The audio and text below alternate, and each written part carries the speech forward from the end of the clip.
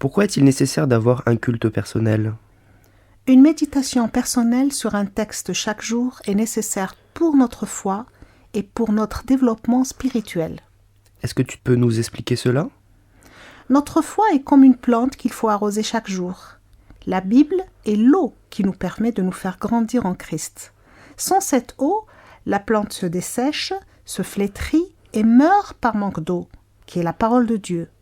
Donc la parole de Dieu est essentielle car elle est notre nourriture spirituelle.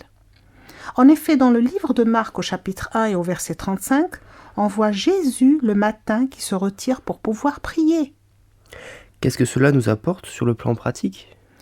Il est important de méditer chaque jour sur un texte biblique parce que cela permet de mieux connaître Dieu et son action à travers l'histoire.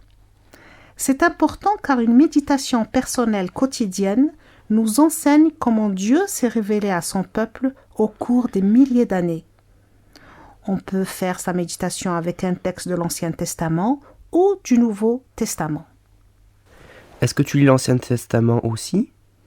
Oui, il est important de lire l'Ancien, car sans celui-ci, il n'y aurait pas de Nouveau Testament et vice-versa.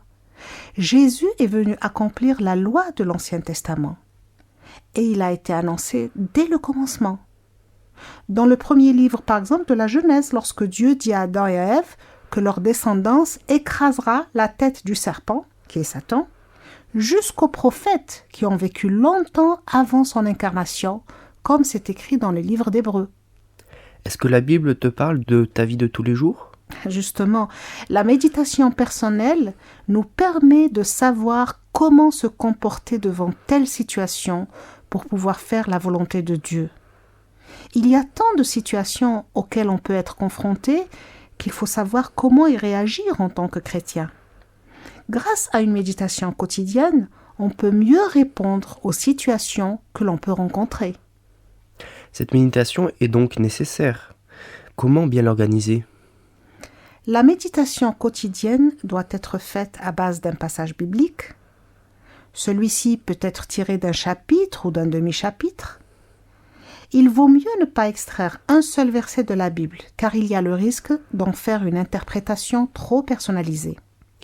Et comment est-ce que tu évites de faire cela? Il faut toujours essayer de prendre un passage qui contient une histoire ou un enseignement entier. Est-ce que tu lis la Bible au hasard? En général, non. Pour la méditation de la Bible, il faut se créer un plan de lecture pour savoir pour toute l'année quels vont être les livres qui vont être lus. Il existe des calendriers où il est inscrit chaque jour des passages bibliques à lire qui permettent de parcourir toute la Bible en 1 ou 2 ans. Mais si l'on n'en possède pas, il est préférable de lire chaque jour un passage qui permet de lire la Bible systématiquement en ordre chronologique ou thématique. Et tu prends un commentaire à côté? Oui, il est préférable de prendre un commentaire pour faciliter la compréhension du texte, si on en a qui est disponible. Mais s'il n'y en a pas? Pour méditer un texte, il y a plusieurs outils que l'on peut utiliser pour mieux comprendre le passage. Tout d'abord, il y a le contexte du passage. Le premier est celui du passage, c'est-à-dire que l'on va étudier les chapitres qui sont avant et après pour comprendre qu'est-ce qui s'est passé avant et après l'histoire que l'on a lue. Grâce à cela, on pourra comprendre dans quelle continuité s'inscrit le texte. Aussi, il faut s'attarder sur le contexte du livre, c'est-à-dire qu'il faut se demander à qui il a été adressé, à quel moment il a été écrit, et enfin, par qui. Cette recherche permet de mieux comprendre le texte dans sa globalité. De plus, il faut étudier le contexte du testament dans lequel il se trouve. C'est-à-dire qu'il faut comprendre dans quel testament il a été écrit et dans quel but. Ceci nous permet de mieux assimiler dans quel environnement le texte lu a été écrit. Est-il utile de se poser quelques questions? Oui. C'est très utile de se poser des questions comme qu'est-ce que ce passage vous apprend sur Jésus? Qu'est-ce que ce texte apporte comme connaissance générale de la foi chrétienne? Qu'est-ce qu'il vous apprend sur vous-même? Et pour appliquer la parole à notre vie?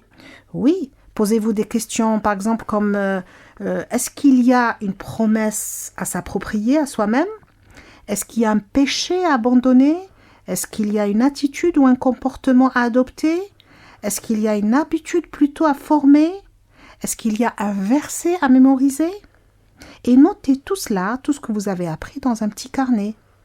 Donc tous ces outils vous permettront de mieux méditer la Bible chaque jour et de grandir en Jésus-Christ.